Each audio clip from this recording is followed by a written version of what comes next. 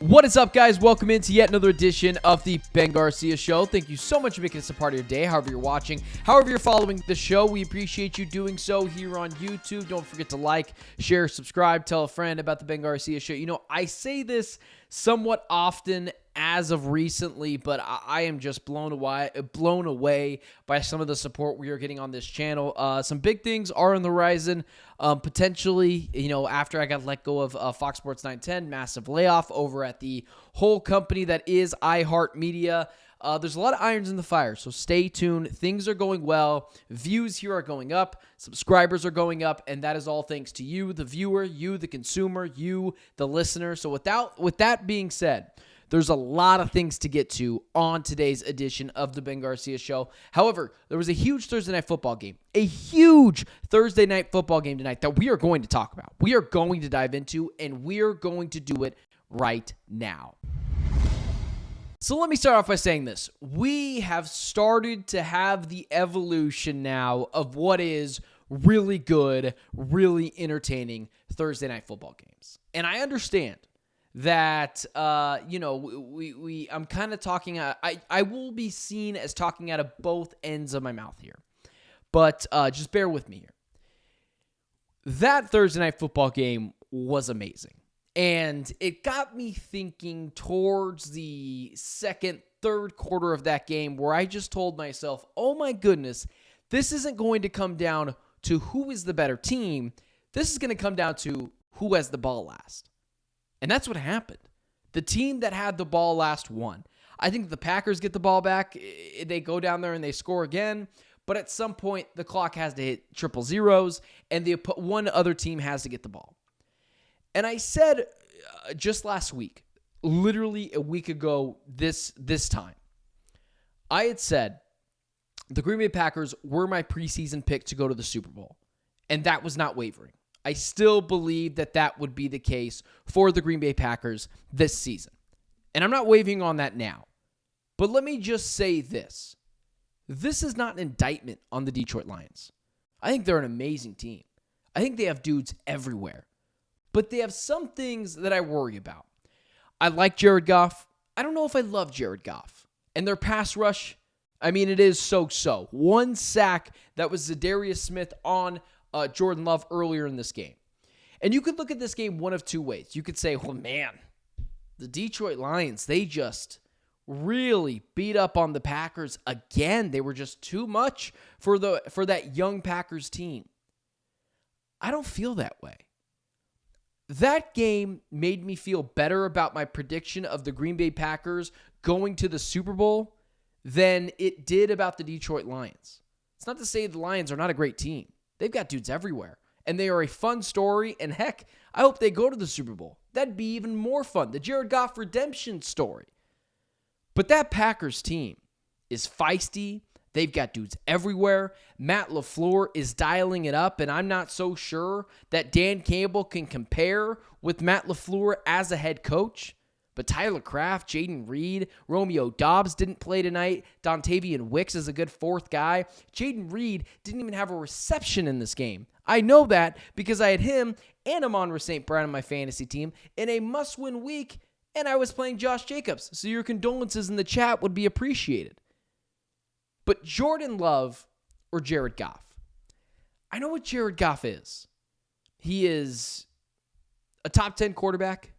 He is precise. He is accurate. He is a defensive reading machine. And when he has time, he will slice and dice you up. But there is a ceiling to Jared Goff. And we've seen that for years. There's a reason why the Rams moved off of him and went to Matthew Stafford and then immediately won a Super Bowl. He's still a good quarterback. He's not going to carry you, but he's still very capable. And then over here you have this new shiny object in Jordan Love, who wasn't particularly stellar tonight, but showed up in the biggest moments. There was a play in this game where I thought the Lions had him dead to rights in the backfield, slips out of there, and throws a dime to Christian Watson down the field. Jordan Love is a future top 5 quarterback in the making. I'm sorry, Bears fans, Lions fans, and Vikings fans who had to deal with Bart Starr, Brett Favre, Aaron Rodgers, but there is also Jordan Love. This Lions team has all the makeups offensively to be a Super Bowl juggernaut.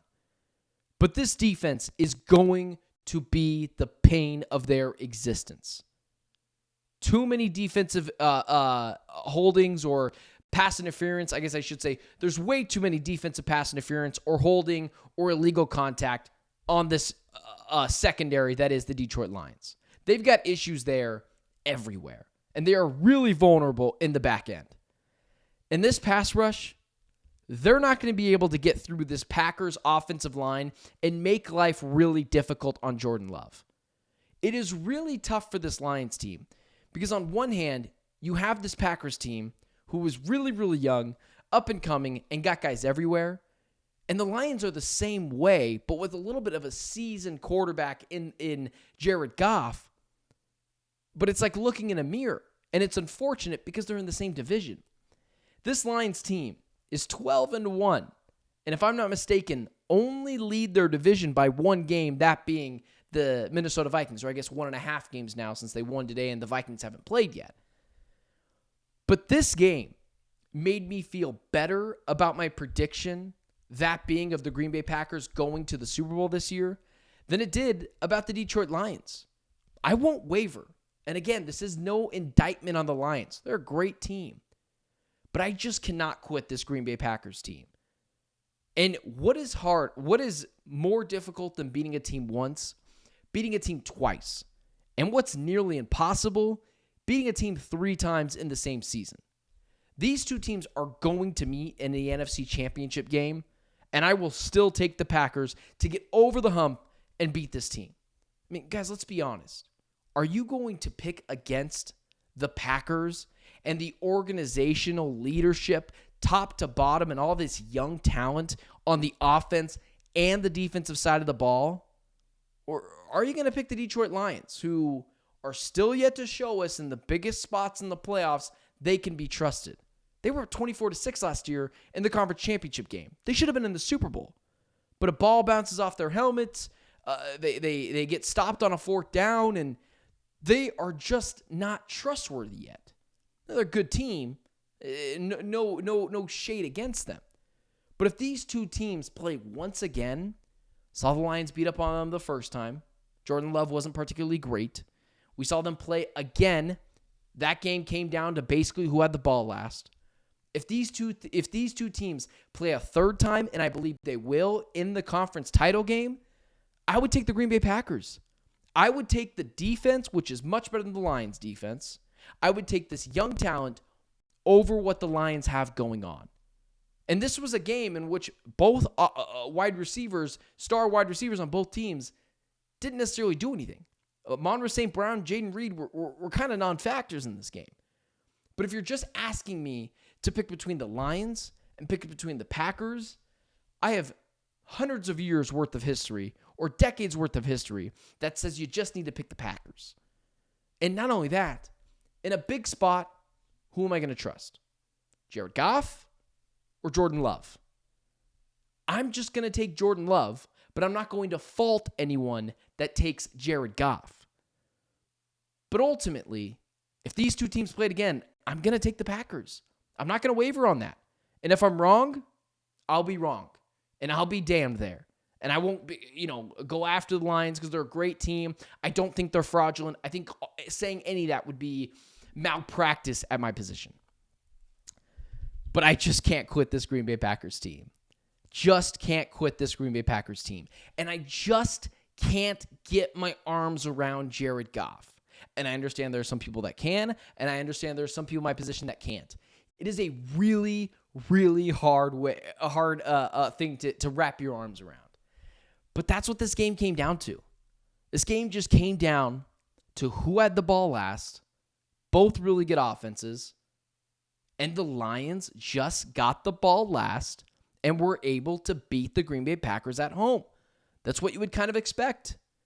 But if these teams played a third time, and I believe they will in the conference title game, I would just have to take the Packers.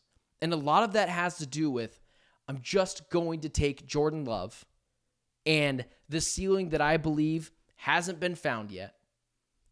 And then Jared Goff, who we know what he is. And in big spots, we're not so sure he can be trusted. Along with the head coaching of Matt LaFleur, I think at times the Dan Campbell way of coaching can get you in some trouble. It didn't tonight, but last year in the NFC Conference Championship game, it did.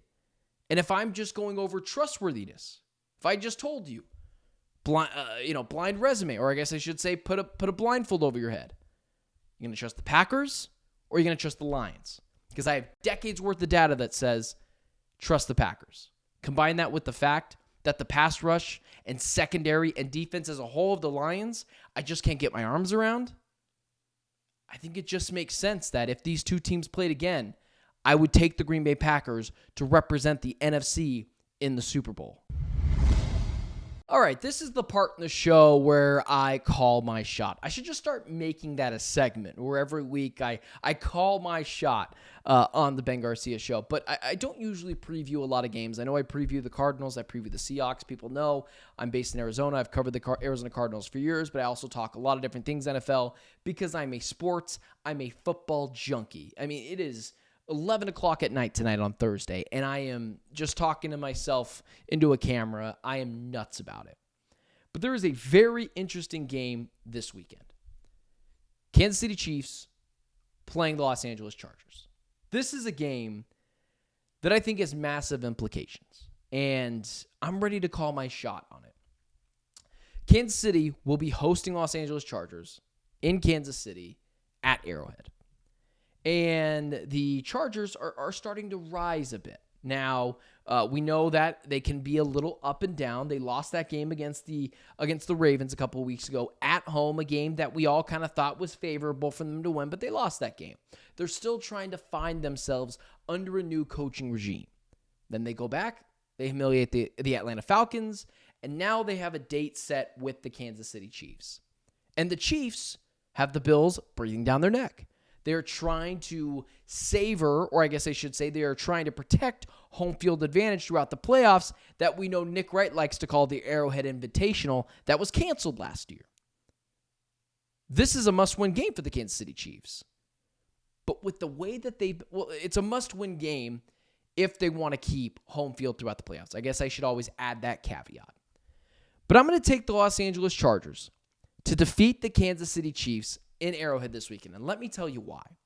This Kansas City Chiefs team is starting to spiral a little bit. And what is the one quarterback that is tend to give the Chiefs fits, even if they do tend to beat them? It's Justin Herbert. He's never had a head coach capable or competent. Jim Harbaugh rolls into the chat. Jim Harbaugh, or I guess I should say, Jim Harbaugh enters the chat. What do the Chiefs, or how do you beat Patrick Mahomes, Peyton Manning, Tom Brady, the greats?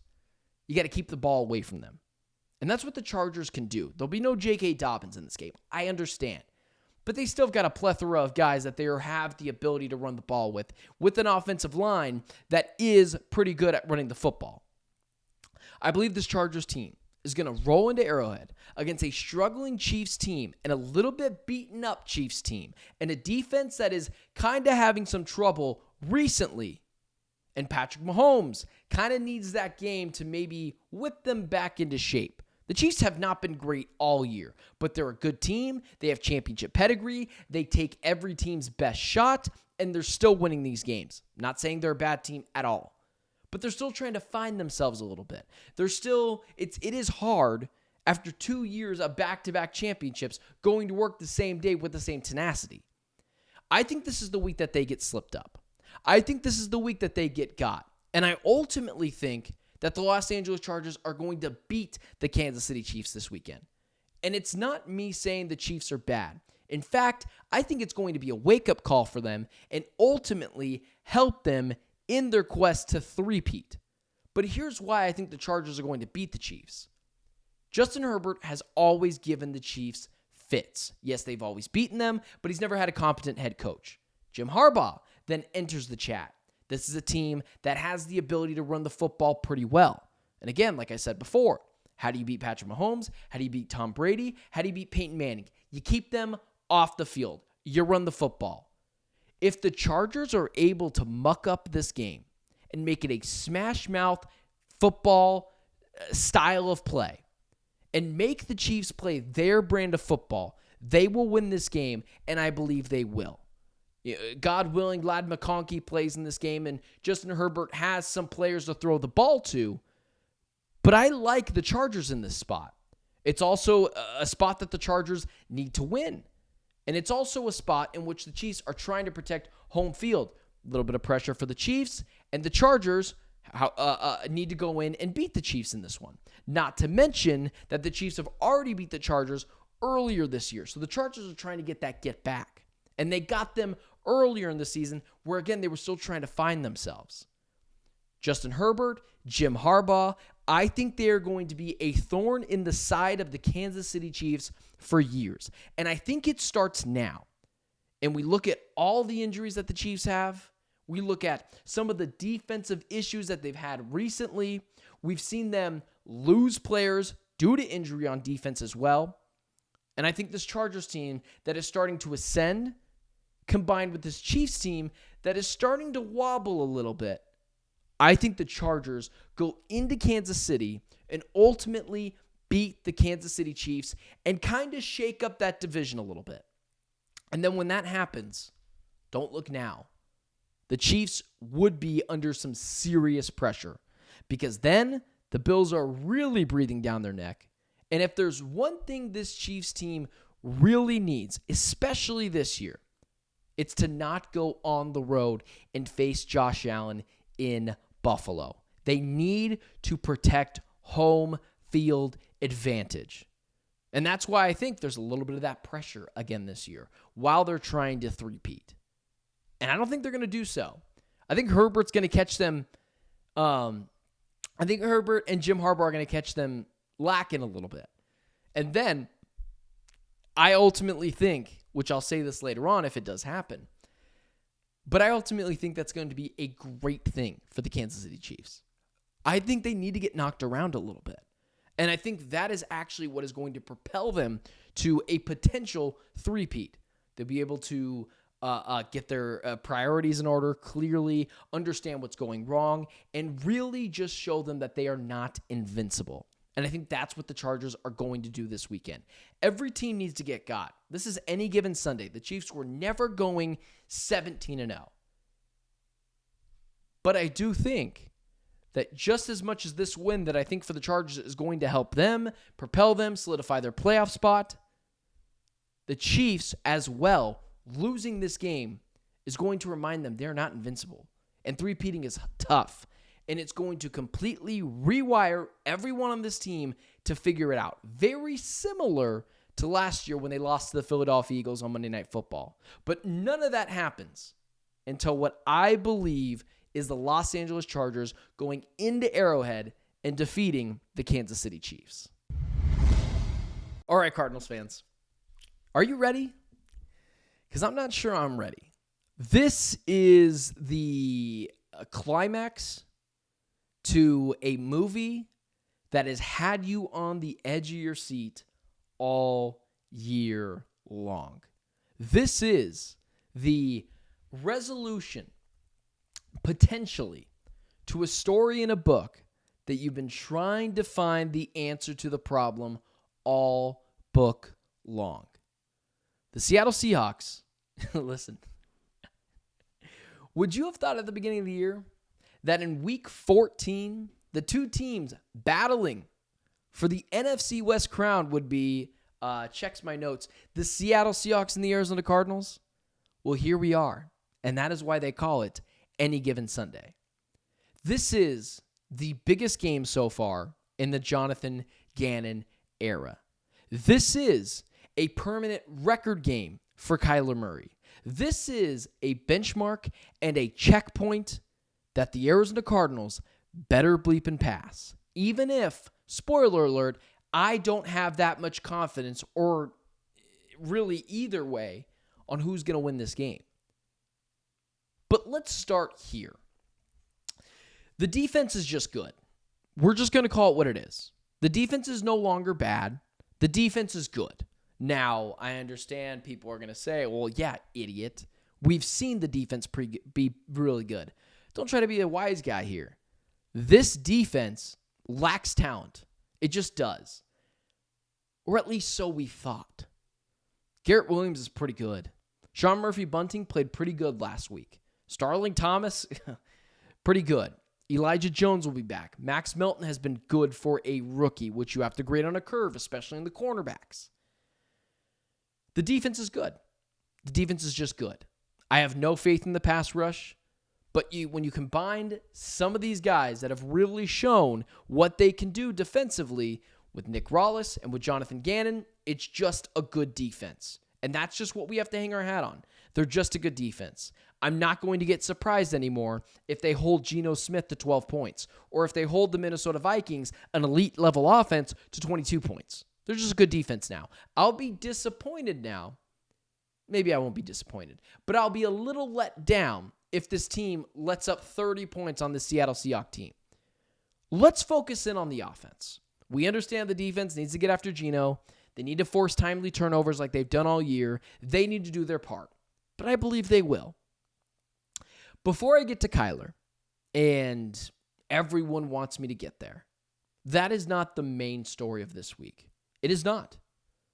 This is an all or nothing week, and I hate to put it that way, but it's a massive, massive benchmark. But for Arizona Cardinals OC Drew Petzing, it is now or it is never. If Drew Petzing doesn't figure out the offensive issues this week, he's got to be gone. And there is no turning back from that. There is none. The absence of Marvin Harrison Jr. in big stretches, can't have that. The favoring Michael Wilson over Marvin Harrison Jr., I'm not so sure what the identity of this offense is. It is now or never for Drew Petzing. And if the Arizona Cardinals offensive coordinator, Drew Petzing, does not figure it out this weekend, does not have an all-or-nothing weekend, he should be fired. This is a massive game. And one of the few things that I do not understand is it is clear Drew Petzing does not trust Kyler Murray. Now, this is not because Kyler Murray is a bad quarterback. I have watched every game of the Arizona Cardinals this year, and likely if you're watching this video, you have too. There is no reason for Drew Petzing not to trust Kyler Murray, so he better trust him this weekend. Kyler is not making boneheaded decisions consistently throwing the ball to the other team. Now, does he have bad throws? Everyone does. Does Kyler need to scale back a little bit on those? Sure.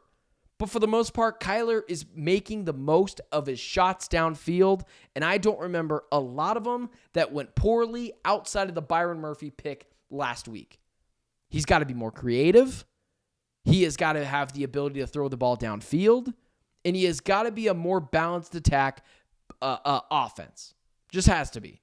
There has to be a much better mix-up of run and pass. Because what we can't have this week is the Seattle Seahawks do exactly what they did 2 weeks ago, which is completely throw you in for a funk, stop your run game, make Kyler Murray uncomfortable. You need to figure it out. So that's the Drew Petzing thing. Drew Petzing has to be better this week. The offense has to be fixed. There is no improvement. They need to win this game, and they need to win this game partially, maybe even solely, because the offense figured it out. Now, here's another thing. Before I get deeper into Kyler, I just want to harp on this continuously, because this is not just the Drew Petzing thing, this is a Jonathan Gannon thing. The Arizona Cardinals need to trust Kyler Murray. This is a permanent record game for Kyler Murray. This is I'm going to point to this game and say whether you should believe in Kyler or whether you shouldn't believe in Kyler. Because this is for the division, and this is likely for a spot in the playoffs. Or I guess I should say clearly will be a spot for the playoffs to win the division. But this game is for the division and for a spot in the playoffs, I guess I should say. They need to trust their star quarterback. They need to let him rip it downfield. And if there is another incident like last week where they have a chance to score a touchdown and put the game away or kick a field goal and go up by 6 points, they need to trust their quarterback, Kyler Murray, to make that play and end the game and go for it on fourth down and put the opposing team away. And on the inverse, this is not just me saying, oh, you got to trust your guy. That is not what I'm doing. Kyler needs to answer the bell. These coaches need to trust Kyler Murray, but Kyler Murray needs to answer the bell. As I said before, this is a permanent record game. This is where I am going to point to Kyler and say, this is why you should believe in Kyler, because look at what he did against the Seahawks in 2024. Or this is why you shouldn't believe in Kyler, because look at what he did against the Seahawks in 2024 when it mattered. Kyler needs to show up when it matters. Kyler needs to be consistent when it matters. And this is for the division. This is a chance to rectify all the wrongs you've done. You win this game, you take care of business the rest of the way for the season, you're going to be in the playoffs. But Kyler needs to outplay Geno Smith. And Kyler needs to beat this Mike McDonald defense that was just crushing him 2 weeks ago. And we've had 2 straight weeks where Kyler has had awful interceptions. And what have I said about this page, guys? This ain't a fan page. This isn't a fan page. You want honesty? I'm going to give you honesty.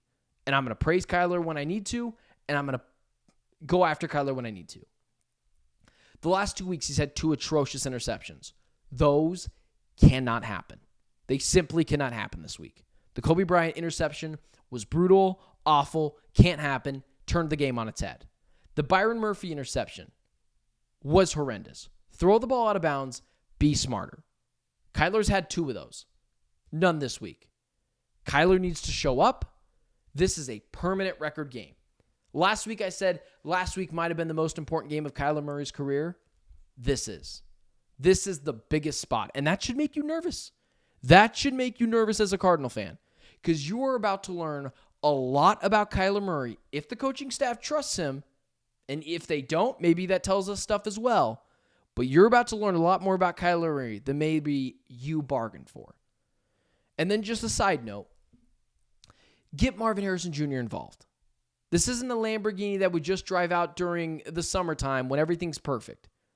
Marv drops passes sometimes, but I'm not going to go after Marv because of that, because oftentimes when you go away from your star receiver for a really long time, he's not in the game plan, he's not involved, it's hard for him to stay warm. Go after him early, go after him often, and attack this vulnerable Seahawks defense that is vulnerable. That secondary, outside of Julian Love, is a little shaky. I understand the Devin Witherspoon's pretty good. Tariq Woolen is a little overrated. Kobe Bryant, still a young guy. The Cardinals need to answer the bell. This is a massive check mark. I can't, people want a preview. People want, attack this, attack that, which kind of things I've already said.